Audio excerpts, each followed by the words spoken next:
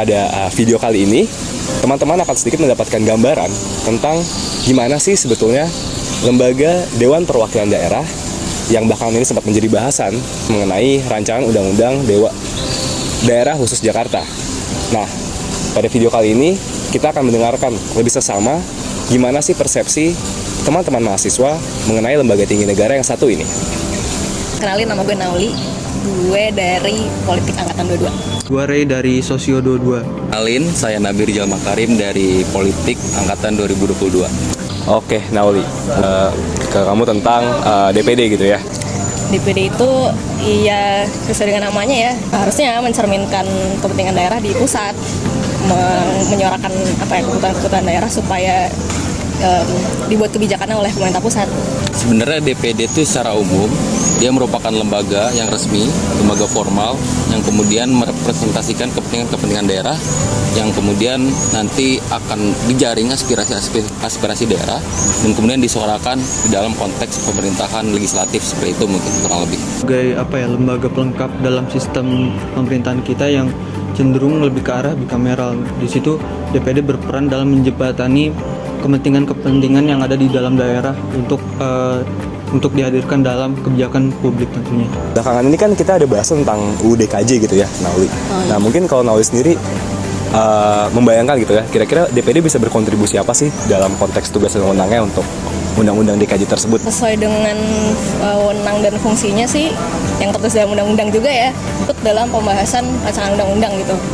Nah, tapi dia nggak bisa ikut memutuskan di situ, yang tugasnya memutuskan cuma DPR doang. Jadi kan pembahasannya bersama dengan DPR, tapi DPD ini nggak punya wewenang untuk ikut memutuskan. Dia cuma memberikan usul, memberikan saran. Di semestinya aspirasi masyarakat DKI khususnya gitu ya, itu sesuai dengan apa yang kemudian diperjuangkan oleh DPD itu sendiri gitu. Karena itu berkaitan dengan tugas, fungsi, dan wewenang DPD, seperti itu sih. Ya karena kan ini berkaitan sama tugas wewenang DPD ya, sebagai penjaring aspirasi dan kemudian mengusulkan pertimbangan yang baik, juga kemudian dia berfokus pada isu-isu yang berkaitan dengan lokal maupun daerah gitu. Sebenarnya saya belum menemukan korelasinya gitu dengan apa yang ada di DPD, tapi mungkin hal ini cukup bersinggungan karena menyangkut otonomi daerah. Sebenarnya untuk menyuarakan isu RUU DKJ ini penting terlebih dahulu untuk menguatkan sistem pemerintahan kita, bagaimana DPD itu bisa memberikan check and balances pada DPR maupun pemerintah yang sedang membuat undang-undang.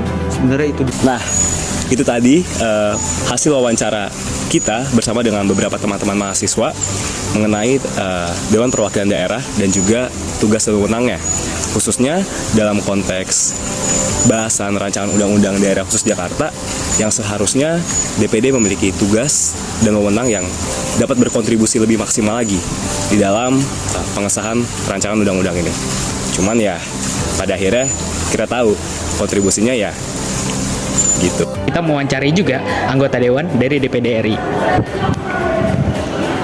Halo Pak, sebelumnya boleh perkenalkan diri dahulu. Assalamualaikum warahmatullahi wabarakatuh. Saya dari Provinsi Lampung. Nama saya Dr. Andes Haji Ahmad Bastian SY, anggota DPD RI periode 2019-2024.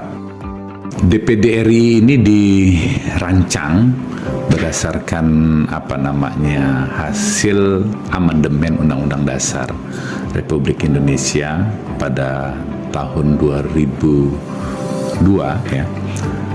Nah, inilah peran DPD RI dalam mengemban dia sebagai representasi daerah. Di samping itu DPD juga memiliki fungsi yang sama seperti DPR RI, yaitu dia sebagai pembuat undang-undang, sebagai legislator. Prinsipnya suara DPD pasti akan lebih didengar dalam konteks penyusunan rancangan undang-undang yang berkaitan dengan daerah. Bahkan hari ini juga kita akan merevisi beberapa undang-undang yang berkaitan dengan eksistensi daerah.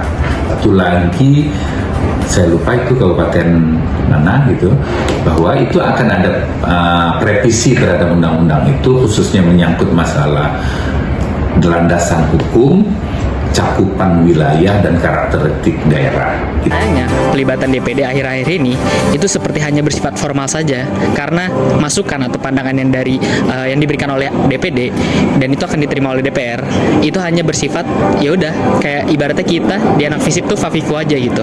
Sementara keputusan akhirnya tetap ada di DPR. Sebagai contoh adalah pembahasan mengenai RUU DKJ yang dimana DPD sendiri telah memberikan pandangannya ataupun masukannya kepada DPR. Namun tetap saja keputusan akhirnya atau ketok palunya itu berada di tangan DPR. Padahal ini merupakan salah satu undang-undang mengenai otonomi daerah. Itu langkah lebih lanjut tentang DPD, bagaimana caranya untuk terlibat dalam pemerintah. Namun, bagaimana menurut kalian? Apakah DPD sepenting itu atau DPD pantas dibubarkan?